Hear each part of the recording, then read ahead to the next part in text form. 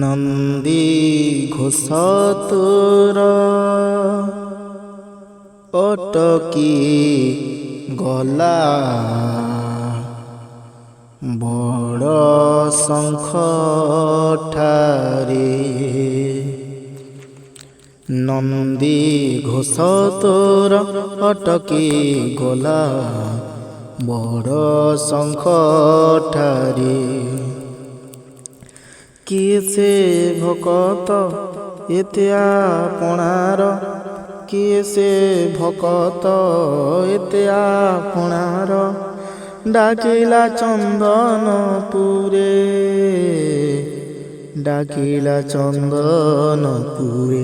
କାଳିଆରେ କାଳିଆରେ କାଳିଆରେ, ଡାକିଲା ଚନ୍ଦନପୁରେ। ନନ୍ଦୀ ଘୋଷ ତୋର ଅଟକି ଗଲା, ବଡ଼ ଶଙ୍ଖ ଠାରେ। ନମସ୍କାର, ମୁଁ ଆପଣମାନଙ୍କର ପ୍ରିୟ କମଲେଶ। କିଛି ଦିନ ତଳେ ଆମର କମେଡ଼ି ବେକାରିଆ ସିରିଜ୍ର ଗୋଟେ ଏଣ୍ଟରଟେନମେଣ୍ଟ ଏପିସୋଡ଼, ଓଡ଼ିଆ କମେଡ଼ି ଯାହାର ନାଁ କି ଦିଆ ହେଇଥିଲା, ତାର ନାଁ ତ କିଛି ଦିଆନି, ବେକାରିଆ କଥାର ଗୋଟେ ସିରିଜ୍ ସେଟା। ସେଥିରେ ପ୍ରମୋସନ୍ କରାହେଇଥିଲା। କମଲେଶ ସାହୁ ଅତି ଶୀଘ୍ର ଆସୁଛନ୍, ଯେନ୍ କାଣା କହିସନ୍ କି ବ୍ୟଙ୍ଗାତ୍ମକ ଶୈଳୀରେ ଯେନ୍ କହିଥିଲେ, ମୋତେ ବହୁତ ଖୁସି ଲାଗିଥିଲା। ଆଉ ଆଜି ମୁଇଁ ଆସିକରି ଆପଣଙ୍କର ସାମ୍ନାରେ ବି ଅଛେ। ତ ଷ୍ଟାର୍ଟ କର୍ମା, ଚଲ। ରଥଯାତ୍ରା। ରଥଯାତ୍ରା ଗୋଟେ ଏନ୍ତା ଯାତ୍ରା ଯେନ୍ ଯାତ୍ରାରେ 33 କୋଟି ଦେବତା ସ୍ୱର୍ଗନୁ ଓହ୍ଲେଇ ଆସନ୍ ମର୍ତ୍ତ୍ୟକେ। ଆଉ ମର୍ତ୍ତ୍ୟଥି ସେ 33 କୋଟି ଦେବତା ତାକ୍ ଭିନ୍ନ ଭିନ୍ନ ରୂପ ଥି ଦେଖା ଦେସନ୍। ଆଉ ଆପଣମାନଙ୍କର ଯଦି ସେ ଦେବତା ଦେବାଦେବୀମାନଙ୍କର ଉପରେ ଯଦି କିଛି ଅନୁଭବ ରଖିଛନ୍, ୟୁଟ୍ୟୁବରେ ସେୟାର କରବାର୍ ଲାଗି ଯଦି ଚାହୁଁଛନ୍, ତାହେଲେ ହ୍ୱାଟ୍ସଆପ୍ ନମ୍ବରରେ ପଠେଇଦେଲେ ଆମେ ସେଟାକି ୟୁଟ୍ୟୁବରେ ଦେଇଦେବୁ। ଆଉ ଆପଣମାନଙ୍କର ବି ଏନ୍ତା ଯଦି ଭଗବାନଙ୍କର କିଛି ରହସ୍ୟ କରିଛନ୍, ଆପଣଙ୍କ ସାଙ୍ଗେ ଭଗବାନ ଯଦି କେନ୍ସି ବି ହଉ 33 କୋଟି ଦେବତାଙ୍କ ଭିତରୁ, ତାହେଲେ ଆପଣମାନେ ଆମକୁ ସେୟାର କରିପାରିବେ। ତ ଚାଲ ଷ୍ଟାର୍ଟ କରିବା ଆଜିର କଥା ବିଷୟବସ୍ତୁ। କ'ଣ ହେଉଛି ନା, 33 କୋଟି ଦେବତାରୁ ବାମନ ରୂପକୁ ଧରି ବିଜେ ହେଉଛନ୍ତି ନନ୍ଦୀ ଘୋଷ। ଗୋଟେ ଅନ୍ତରା ନାହିଁ, ନନ୍ଦୀ ଘୋଷି ବସିଥିବ ମୋର କଳା ବାମନ। କ'ଣ? ହଁ, ନନ୍ଦୀ ଘୋଷ ବସିଥିବ ମୋର କଳା ବାମନ, ବଡ଼ ଦାଣ୍ଡେ ଦେଖିଦେଲେ ନାଚିଯିବ ମୋ ମନ। ଲାଗିଲେ ତା ଡୋରି ଯିବି ପୁରୀ, ଭାବେ ମୁଁ ଚିଠି ଲେଖିଛି ମୋ ନୀଳମଣିଙ୍କୁ, ମୁଁ ଚିଠି ଲେଖିଛି ମୋ ନୀଳମଣିଙ୍କୁ। ଯେଉଁ ହାତ ଠାରି ମୋତେ ଡାକିବ କି, ସେତେ ବଢ଼ିଆ ଭଜନଟିଏ। ଆଉ ଆପଣମାନେ ଯେତେବେଳେ ବି ରଥଯାତ୍ରା ଦେଖିଥାନ୍ତି, ଭାବ ଆପଣଙ୍କୁ ସିଏ ଦିଅନ୍ତିନି କି? ଭାବ ଆପଣଙ୍କ ମନ ଭିତରୁ ଆପେ ଆପେ ବାହାରି ପଡ଼ିବ, କେମିତି କି ଟିକେ ମୁଁ ରଥ ଦୌଡ଼ି ଟିକେ ଧରିବି, ଟାଣିବି। ଏଇସବୁ ସମସ୍ୟା ଆମ ମନରେ ଜାଗି ଉଠେ। କିନ୍ତୁ କ'ଣ କରିବା, କୋଟି କୋଟି ଭିଡ଼ରେ ରଥ ଦୌଡ଼ି ତ ଟାଣି ପାରୁନାହାନ୍ତି।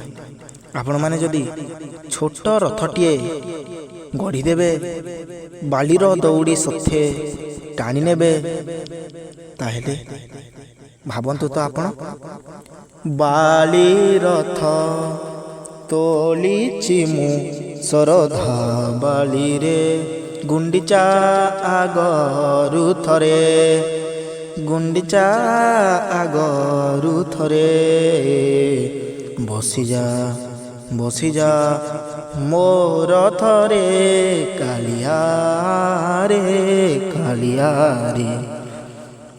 ଆପଣମାନେ ବାଲି ରଥଟିଏ ବି ଗଢ଼ିକି ଡାକିପାରିବେ, ଆଉ ସେଠି ଫୁଟି ବାସୁଥିବ ଖାଲି ଚନ୍ଦନ କର୍ପୂରର ସୁଗନ୍ଧ ବାସ୍ନା। ଆଉ ଆପଣମାନେ ଡାକି ଦେଖନ୍ତୁ। ଯଦି ନ ଆସିବେ ଆପଣମାନଙ୍କ ପାଖରେ କିନ୍ତୁ ସେଇ ଭାବ ଟିକେ ଥିବା ଦରକାର, ମନ ଭିତରୁ ଡାକୁଥିବା ଦରକାର। ଏବଂ କାଳିଆଙ୍କର ଆପଣ କହିବେ, ନାଇଁ ଆନି ପୂଜା ଧୂପ, ନାଇଁ ଆନି ନଡ଼ିଆ ନଡ଼ିଆ ନଡ଼ିଆ, ମାରୁଛେ ମୁଇଁ ଗୋଟେ ସୁଖା ମୁଡ଼ିଆ। ବଢ଼ିଆ ଭଜନଟି ମନେ ପଡ଼ିছে, କିନ୍ତୁ ତ ଫୁଲ୍ ଭଜନ ମୋର ମନେ ନାହିଁ ନା। ଆପଣମାନଙ୍କର ଅନୁରୋଧ କ୍ରମେ ପ୍ରବଚନଟା ମୁଁ ଆସିଥିଲା। ତ ଆପଣମାନେ ରଥଯାତ୍ରାରେ ବାଲି ରଥଟିଏ ଗଢ଼ିକି ଯଦି ଡାକୁଥିବେ ନା, ଜଗନ୍ନାଥ ନିଶ୍ଚୟ ଶୁଣିବେ। କହିଲେ ପରେ ଜଗନ୍ନାଥ ଭାବର ଠାକୁର, ଭକ୍ତିର ଠାକୁର, ସେ ଯେଉଁଠିକୁ ଇଚ୍ଛା ଯାଇପାରନ୍ତି।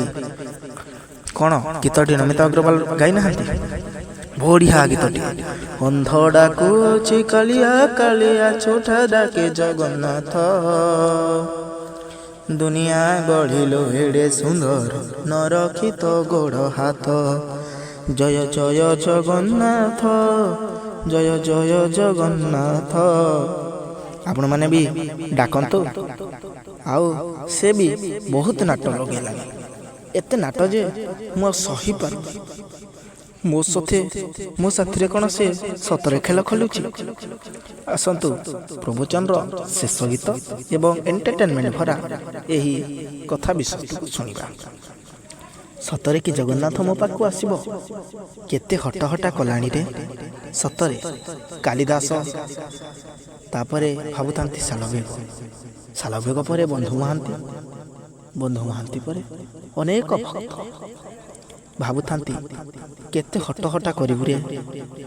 ହଟିଆ ଠାକୁର ଆଉ କେତେ ନାଟ ଦେଖିବ, ହଟିଆ ଠାକୁର ଆଉ ଚଳାଇ ତାତି ବାଳିରେ, ଚଳାଇ ତାତି ବାଳିରେ, ଦୁଃଖ ମୋର ସାରିବ, ହଟିଆ ଠାକୁର ଆଉ। ତ ମଝିରେ ଟିକେ ଗଡ଼ବଡ଼ ହେଇଗଲା ସ୍କେଲଟା, କାରଣ ମୁଁ ଟିକେ ସବୁବେଳେ ଭଲ ଗୀତ ଗାଇପାରିନି, ସେଇଥିପାଇଁ। ଆଉ ସମସ୍ତଙ୍କୁ ଧନ୍ୟବାଦ ଯେ ପ୍ରବଚନଟିକୁ ଶୁଣିଥିବାରୁ। ଯେଉଁମାନେ ଲାଷ୍ଟ ଯାଏ ଶୁଣିଛନ୍ତି ସେମାନେ ହିଁ ଏହାର ମହତ୍ତ୍ୱ କ'ଣ ଜାଣିପାରିଥିବେ। ଏହାର ମହତ୍ତ୍ୱ କ'ଣ ଆପଣମାନେ କମେଣ୍ଟରେ ଜଣାଇବେ। ଆଉ ଏ ପ୍ରବଚନ ଆପଣମାନଙ୍କୁ କେମିତି ଲାଗିଲା କମେଣ୍ଟରେ ଜଣାଇବେ, ମୋର ଆଶା ବିଶ୍ୱାସ ରହୁଛି। ଆଉ ଧନ୍ୟବାଦ। ଜୟ ଜଗନ୍ନାଥ, ଜୟ ଜଗନ୍ନାଥ, ଜୟ ଜଗନ୍ନାଥ।